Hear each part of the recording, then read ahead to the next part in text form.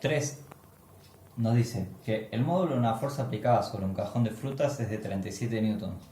La componente en I es de 5 newtons. Y no hay que tener en cuenta la fuerza peso del bloque. Hay que calcular primero el valor de la componente en X y después qué fuerza se debería aplicar para que el cajón no se mueva. Bueno, tenemos una fuerza en I de 5 newtons que representa el módulo de una fuerza de 35 newtons que está en una dirección determinada. Fíjense que si nos dice que esta de 35 newtons, la proyección es de 5 y la de X la tenemos que calcular porque nos la pide el ejercicio A. Así que recuerden que siempre nosotros nos podemos dibujar un triángulo rectángulo con estas fuerzas que nos aparecen acá, siendo que la hipotenusa del triángulo rectángulo, o sea el lado más largo, vendría a ser el módulo de la fuerza, 35 newtons, y digamos que la altura vendría a representar la fuerza en I. Sabemos que, no sabemos el ángulo, perdón, este ángulo de acá, que lo podemos llamar ángulo θ, no sabemos el ángulo θ, y tampoco sabemos este lado de acá, la base del triángulo, que vendría a ser la fuerza en X, la componente en X de la fuerza. Sin embargo, se puede calcular, tanto con la hipotenusa como con este cateto, que vendría a ser el cateto opuesto respecto del ángulo θ. Por teorema de Pitágoras se puede decir que la hipotenusa al cuadrado, o sea, este lado de acá, va a ser igual a uno de los catetos al cuadrado, vamos a decir C como cateto, más el otro cateto al cuadrado, que en este caso uno de los catetos es de 5 newtons. Por ende, 5 newtons entre paréntesis al cuadrado más el otro cateto, que va a ser la fuerza en X, que no sabemos cuánto vale y por eso solo escribo fuerza en X. Todo esto va a ser igual a la hipotenusa al cuadrado, pero la hipotenusa vale 35 newtons. Esto entre paréntesis y elevado al cuadrado. Bueno, 25 al cuadrado, 25 newtons al cuadrado, me queda 25, vamos a hacer todo de uno. Un segundo. 35 al cuadrado nos da 1225 newtons cuadrados. No se olviden, los cuadrados son en newton. Este 5 newtons al cuadrado nos va a quedar 25 newtons cuadrados sumando, así que lo voy a pasar para el otro lado restando. Y acá me queda el menos 25 newtons cuadrado. Y todo esto va a ser igual a la fuerza en X al cuadrado, que es lo único que no pasé del lado derecho.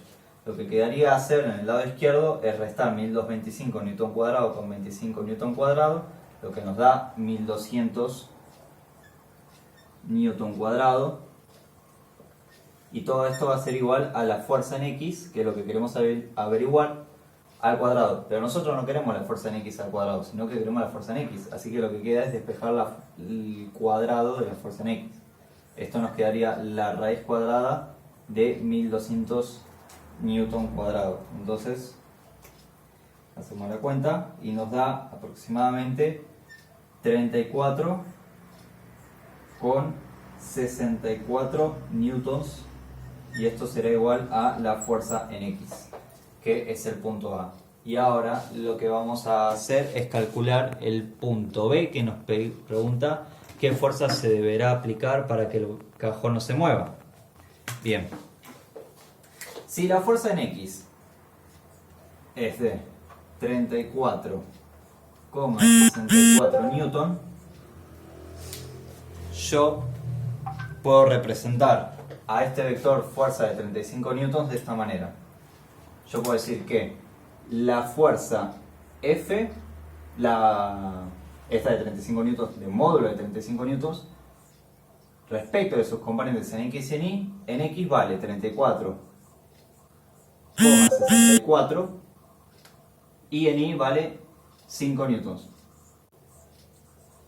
Entonces, si esta fuerza, componente en X, componente en Y, representa esta fuerza de módulo de 35 newtons, yo me pregunto lo siguiente: ¿qué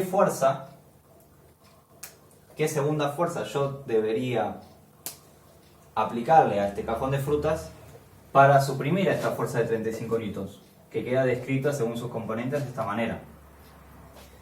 Bueno, recuerden que la fuerza de equilibrio siempre es igual a la fuerza resultante, que en este caso la fuerza resultante es esta porque es la única fuerza que hay, no hay otra, pero multiplicada por menos 1.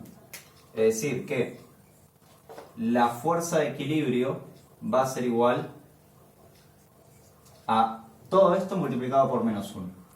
Es decir, menos 1 multiplicado por 34,64 por 0,5 newtons. Recuerden que cuando se multiplica un número por las componentes de un vector, ese número hace distributiva a todas las componentes del vector. O sea que este menos 1 se va a multiplicar por el 34 y después se va a multiplicar por el 5. En conclusión, la fuerza de equilibrio nos da un resultado de menos 34,64 menos 5 newtons. O sea, una fuerza igual a esta, pero en sentido contrario. Así. Esta sería una fuerza de equilibrio que yo podría suponer para que el cajón de fruta no se mueva. Aún estando esta fuerza de 35 newtons. Si yo propongo la fuerza de equilibrio, el sistema se va a mantener en equilibrio y no se va a acelerar.